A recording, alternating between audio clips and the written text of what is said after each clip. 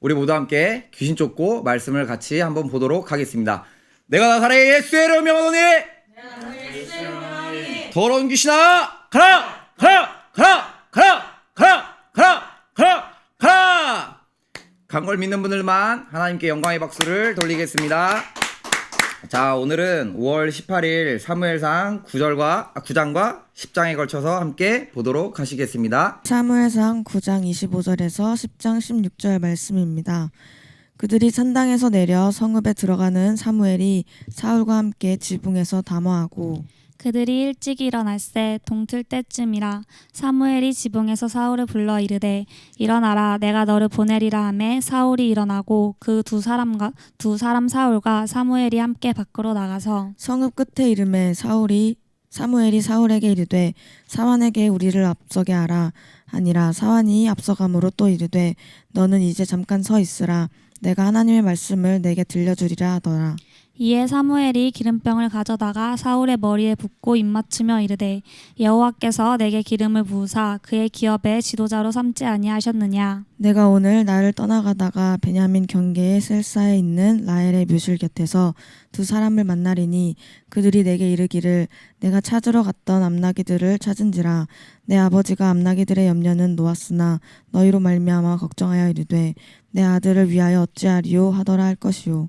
내가 거기서 더 나아가서 다불 상수리 나무에 이르면 거기서 하나님을 배우려고 베델로 올라가는 세 사람을 만나리니 한 사람은 염소 새끼 셋을 이끌었고 한 사람은 떡 세 덩이를 가졌고 한 사람은 포도주 한 가죽 부대를 가진 자라. 그들이 내게 문안하고 떡 두 덩이를 주겠고 너는 그의 손에서 받으리라. 그 후에 내가 하나님의 산에 이르리니 그곳에는 블레셋 사람들의 영문이 있느니라. 내가 그리로 가서 그 성읍으로 들어갈 때 선지자의 무리가 산당에서부터 비파와 소고와 저와 수금을 앞세우고 예언하며 내려오는 것을 만날 것이요. 내게는 여호와의 영이 크게 임하리니 너도 그들과 함께 예언을 하고 변하여 새 사람이 되리라. 이 징조가 내게 임하거든 너는 기회를 따라 행하라. 하나님이 너와 함께 하시느니라. 너는 나보다 앞서 길갈로 내려가라. 내가 내게로 내려가서 번제와 화목제를 드리리니 내가 내게 가서 내게 행할 것을 가르칠 때까지 7일 동안 기다리라. 그가 사무엘에게서 떠나려고 몸을 돌이킬 때에 하나님이 새 마음을 주셨고 그날 그 징조도 다 응하니라. 그들이 산에 이를 때 선지자의 무리가 그를 영접하고 하나님의 영이 사울에게 크게 임함으로 그가 그들 중에서 예언을 하니 전에 사울을 알던 모든 사람들이 사울이 선지자들과 함께 예언함을 보고 서로 이르되 기스의 아들에게 무슨 일이 일어났느냐 사울도 선지자들 중에 있느냐 하고 그 곳에 어떤 사람은 말하여 이르되 그들의 아버지가 누구냐 한지라. 그러므로 속담이 되어 이르되 사울도 선지자들 중에 있느냐 하더라. 사울이 예언하기를 마치고 산당으로 가니라. 사울의 숙부가 사울과 그의 사환에게 이르되 너희가 어디로 갔더냐. 사울이 이르되 암나기들을 찾다가 찾지 못함으로 사무엘에게 갔었나이다 하니 사울의 숙부가 이르되 청하노니 사무엘이 너희에게 이른 말을 내게 말하라 하니라. 사울이 그의 숙부에게 말하되 그가 암나기들을 찾았다고 우리에게 분명히 말하더이다 하고 사무엘이 말하던 나라의 일은 말하지 아니하리라. 아멘. 네, 어제 9장 말씀에 이어서 25절, 26절, 27절 이렇게 9장과 오늘 10장이 함께 이어지고 있는 말씀입니다. 9장에서 어제 이제 사울이 사무엘을 만나는 장면이 나왔고 하나님은 사울을 또 이스라엘 왕으로 세우기로 결정하셨습니다. 이에 이제 사무엘을 만나서 산당에 올라가 함께 저녁 식사를 하는 제사 후에 이제 식사 자리에 사울도 함께 참석하게 되는데요. 이렇게 어제 말씀이 마무리되고 오늘은 어제 9장 19절에서 사무엘이 이야기한 대로 오전에 아침이 되어서 하나님의 말씀을 이제 사울에게 전해주는 그 내용에 대해서 이야기하고 있습니다. 자, 오늘 함께 1절부터 한번 살펴보시겠는데요. 25절부터 한번 보시겠는데요. 그들이 산당에서 내려 성읍에 들어가서는 사무엘이 사울과 함께 지붕에서 이야기하고 그들이 일찍이 일어날 때 동틀 때쯤이라 사무엘이 지붕에서 사울을 불러 이르되 일어나라 내가 너를 보내리라 하매 사울이 일어나고 두 사람 사울과 사무엘이 함께 밖으로 나가서 성읍 끝에 이름에 사무엘이 사울에게 이르되 사환에게 우리를 앞서가게 하라. 사환이 앞서감으로 또 이르되 너는 잠깐 서 있으라. 내가 하나님의 말씀을 내게 들려주리라 하더라 하고 9장이 마무리되었는데요. 오늘 10장은 그 하나님의 말씀을 이제 이야기해주고 있습니다. 자, 1절부터 보면은 사무엘이 이제 떠나가려는 사울에게 기름병을 가져다가 사울의 머리에 이제 기름을 붓고 너가 이제 하나님께 기름을 부은 이 이스라엘의 지도자가 되었도다 하고 이렇게 선포하고 있습니다. 그러면서 이 말씀을 믿지 않는 건 아니겠지만 그래도 갑작스럽게 사울에게 일어난 일에 대해서 사울이 이거 정말 우연이 아닌가, 갑자기 어떻게 이런 일이 있을 수 있지 하면서 믿지 못할 수도 있는 그런 마음에 사울이 세 가지 일어날 일들, 예언에 대해서 얘기해주고 있습니다. 사울이 이 앞으로 일어날 일들에 대해서 사무엘이 미리 한번 얘기해주고 있습니다. 그 세 가지가 이 1절, 2절부터 나오게 되는데요. 한번 다 같이 그 세 가지 예언의 말씀을 한번 살펴보도록 하겠습니다. 2절에 보면은 내가 오늘 나를 떠나가다가 베냐민 경계 셀사에 있는 라헬의 묘실 곁에 두 사람을 만나리니 그 두 사람에게 이제 듣기를 너가 찾던 그 암나기들을 이미 찾았다. 내 아버지도 그걸 알고 계시고 그 다음에 그 암나기를 이제 염려하는 것이 아니라 사울 너를 보지 못해서 아버지가 너로 인해서 지금 걱정하고 있다라는 소식을 듣게 됩니다. 여기서 보게 되면은 그 라헬의 묘실 곁에서 두 사람을 만났다고 표현이 되어 있는데요. 라헬은 그 요셉과 베냐민을 낳았던 엄마였는데 그 라헬이 그 베냐민을 낳을 때 베냐민을 낳으면서 죽게 됩니다. 그러면서 이제 라헬은 그 베냐민에게 이름을 베논이라고 지어주면서 슬픔의 아들이다. 내가 너를 낳으면서 죽게 되었도다 하면서 베논이라는 이름을 지어주지만 야곱은 그 베놈이라고 부르지 않고 베냐민이라고 부르면서 하나님의 오른손의 아들이라는 이름을 칭하면서 베냐민이라고 부르기 시작합니다. 이렇게 불렀던 이유는 슬픔 가운데 얻었던 자식이고 슬픔 가운데 자기가 태어나면서 어머니가 죽었다는 것을 아이가 자라면서 알게 되면 이 아이가 상심이 크니까 야곱은 그랬던 것 같습니다. 너는 하나님의 오른손의 아들이다. 그러니까 너는 슬픔 가운데 낳은 자식은 맞지만 하나님의 능력으로 살아가길 바란다는 마음에서 야곱은 그 베냐민에게 이름을 베논이라고 하지 않고 베냐민이라고 불러주게 되었습니다. 또한 이 베냐민 지파는 목사님이 어제 말씀하셨다시피 그 과거에 레위인의 첩 사건으로 인하여서 몰살당하게 되면서 장정이 600명만 남게 되는 정말 안 그래도 12명의 아들 중에 가장 작은 막내 지파였지만 그 가운데서도 또 이렇게 사람까지 다 죽게 되는 아주 작은 지파로 몰락하게 되는데 하나님께서는 그 가운데서도 그 보잘것없는 그 베냐민 지파를 통해서 이스라엘을 그 블레셋 적군에게 구원할 만한 또 왕을 세우게 되는 귀한 구원의 사역을 이루시게 됩니다. 이렇게 하나님의 계획은 사람의 생각으로도 마음으로도 상상할 수 없는 일들을 하나님께서는 계획하시는데요. 혹시 학생들과 선생님들이 이 9장에서처럼 어제 봤던 9장에서처럼 에브라임 산지 살리사 땅을 두루 살펴보고 살림 땅을 두루 살펴보고 또 베냐민 땅을 두루 살펴보았지만 찾고자 했던 그 암나기를 찾지 못하고 또 찾고자 했던 내 어떤 학업, 찾고자 했던 어떤 직업 아니면 내가 어떤 찾고자 했던 것들을 찾지 못하고 방황 가운데 있으신 분들이 있으신가요 혹시? 그렇더라도 그 모든 여정이 하나님께서는 우연이 없고 다 계획하셨고 그것들을 통하여서 하나님께서 또 영광 받으실 줄을 믿습니다. 그러니까 그 말씀을 의지해서 하나님께서는 우리에게 가장 좋은 것을 주시는 분이다. 가장 좋은 길로 인도하시는 분이시다라는 것을 꼭 믿고 하루하루를 살아가셨으면 좋겠습니다. 잠언 16장 9절에 보면 사람이 마음으로 자기의 길을 계획할지라도 그 걸음을 인도하시는 분은 여호와시니라 이 말씀이 있습니다. 여러분들의 삶이 지금 좀 약간 부진하고 더디더라도 하나님께서는 여러분의 삶을 분명히 이끌고 계십니다. 아멘. 그 말씀을 의지하면서 오늘 하루를 살아가시기 바랍니다. 자, 두 번째는 3절과 4절에서 나오는데요. 3절을 살펴보면은 내가 거기서 더 나아가 다볼 상수리 나무에 이르면 거기서 하나님을 배우려고 베델로 올라가는 세 사람을 만나게 되는데 그 세 사람이 이제 예배를 드리러 올라가는데 그 중에 한 사람이 너에게 떡 두 덩어리를 줄 것이다 라는 어떤 예언의 말씀을 하고 있습니다.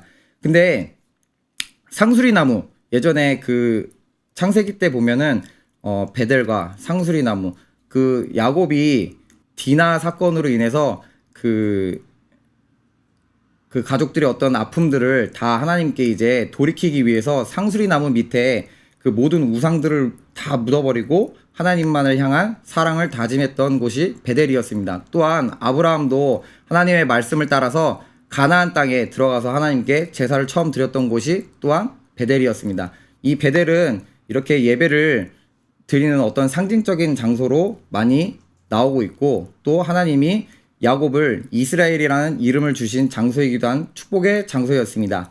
이 베델로 예배를 드리러 올라가는 사람들을 만나게 하셨던 것은, 하나님이 어찌하면 사울이 네가 왕이 되는데 왕이 되어서도 너 스스로 이전에 있었던 사사기에 있었던 일들처럼 네 소견대로 행하는 것이 아니라 어떤 일이 있든지 하나님께 예배드리고 항상 예배하는 삶을 살기를 바라셨던 하나님의 마음이 있었던 것 같습니다. 자, 마지막 세 번째 예언은 5절과 6절입니다.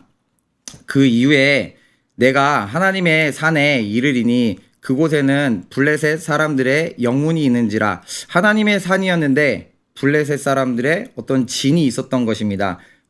이것은 사울이 이스라엘의 왕이 되는데 그 왕으로 세움으로 인해서 그 블레셋과의 어떤 전쟁을 하나님께서 이 블레셋을 진멸하시기 원하는 어떤 그런 것들을 보여주기 위함이었던 것 같습니다. 또 그리로 올라가 그 성읍에 들어갈 때 선지자의 무리가 산당에서부터 비파와 소고와 저와 수금을 앞세우고 예언하며 내려오는 것을 만나게 될 것이다. 오늘 보니까 2절에서도 두 사람을 만나게 되고 3절에서도 세 사람을 만나게 되고 5절에서도 선지자의 무리를 점점 많은 사람들을 만나게 됩니다. 6절에 보니까 사울에게 여호와의 영이 크게 임하리니 너도 그들과 함께 예언을 하게 될 것이고 또 변화해서 새 사람이 될 것이라고 얘기합니다. 하나님은 사울이 왕이 되기 전에 이렇게 성령의 충만함을 입어서 이전과는 아예 다른 사람으로 새로운 사람이 되어서 새로운 샘솟는 열정을 가지고 새 사람이 되기를 바라셨습니다. 그리고 7절에 이 세 가지 징조가 너에게 임하거든 너는 기회를 따라 행하라. 하나님이 어떻게 이끄시는 대로 너는 따라서 행하라. 하나님이 너와 함께 하신다는 그 동행의 축복을 함께 주고 계십니다. 자, 이제 이렇게 세 가지 그 징조의 말씀을 해 주시고 이제 8절부터 16절까지 또 보겠는데요. 8절부터 9절까지는 그 징조가 임함을, 그 다음에 10절부터 13절까지는 그 세 번째 징조에 대해서 얘기해 주고 있습니다. 8절에 보면은 너는 나보다 앞서 길갈로 내려가라. 내가 내게로 내려가서 번제와 화목제를 드리리니 내가 내게 가서 내가 행한 것을 가르칠 때 7일 동안 기다리고 있어라. 그가 사무엘에게서 떠나가려고 몸을 돌이킬 때 하나님이 새 마음을 주셨고 그날 그 징조도 다 이루어지게 됩니다. 사무엘에게서 들었던 그 이야기들이 이제 사무엘과 헤어지려고 할 때 그 모든 징조가 다 이루어지면서 하나님께서 이 모든 것들을 나에게 정말 이루시겠구나라는 확신을 사울은 확실히 받았을 것입니다. 10장에 이제 10절부터는 그 세 번째 징조에 대해서 얘기해주고 있는데요. 그들이 산에 이를 때 선지자의 무리가 그를 영접하고 사울의 영이 사울에게 크게 임함으로 그가 그들 중에서 예언하니 예전에 사울을 알았던 모든 사람들이 그 사울의 예언하는 것을 보고 이상하게 생각합니다. 예수님이 사역을 시작하실 때 회당에서 가르치실 때가 있었는데 그것들을 보고 그 예수님의 친척들이 했던 말과 같습니다. 저가 요셉의 아들이 맞느냐? 내가 알던 요셉의 아들이 아닌 것 같다. 그러면서 선지자가 고향에서는 환영을 받는 일이 없더라는 그 말씀처럼 사울도 그 이전에 했던 것들과 다른 새 사람이 되었기 때문에 그 이전에 함께 했던 사람들은 그것들을 이해를 못하는 장면들을 보여주고 있죠. 그러면서 13절에 보니까 사울이 이 예언하기를 마치고 지금 어디로 가냐면 다시 산당으로 갑니다. 아마 그 5절에서 만났던 그 세 명의 무리에게 받았던 그 떡을 가지고 그냥 집으로 돌아가거나 자기의 자리로 돌아간 것이 아니라 산당으로 들어갔습니다. 지금으로 생각하면은 어떤 예배 장소로 돌아간 것 같습니다. 그 이유는 사울이 이때 당시에는 참 하나님께 어떤 감사를 알았던 자고 하나님께 또 영광을 돌릴 수 있었던 그런 마음을 가진 정말 순수한 청년이었던 것 같습니다. 이렇게 산당으로 돌아가서 하나님께 감사를 드리고 돌아가게 됩니다. 그 돌아가서 사울의 숙부, 삼촌이죠. 사울의 삼촌이 그 사환에게 네가 어디 갔다 왔느냐 지금 암나귀를 찾으러 갔다가 이렇게 오랜 시간 동안 어디 갔다 왔느냐 물었을 때 사울이 이제 사무엘에게 갔다고 말씀은 드리지만 그 사무엘에게서 받았던 어떤 이스라엘의 왕이 될 거란 얘기는 하지 않습니다.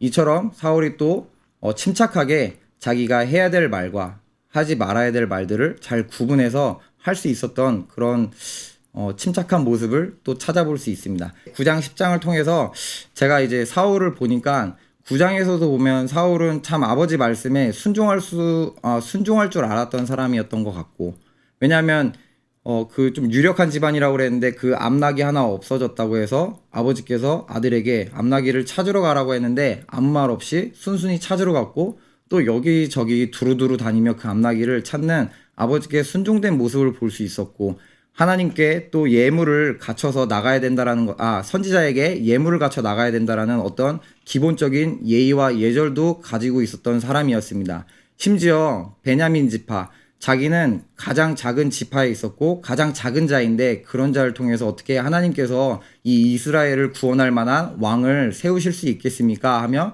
자기를 낮추는 그런 겸손한 모습을 또 볼 수 있었고, 오늘 또 예배를 드리러 간 모습을 보면서 하나님께 정말 감사를 할 줄 아는 사람이었구나.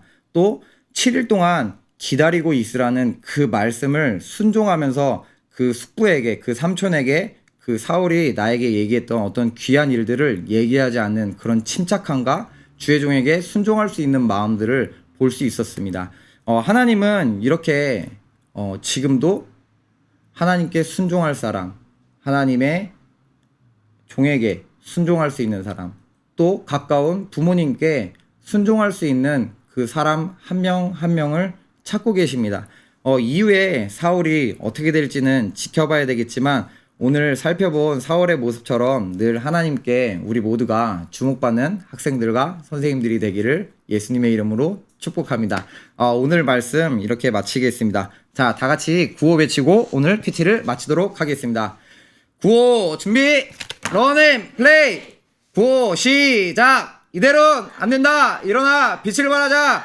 유치부, 유초등부, 중고등부, 오늘 하루 승리하세요.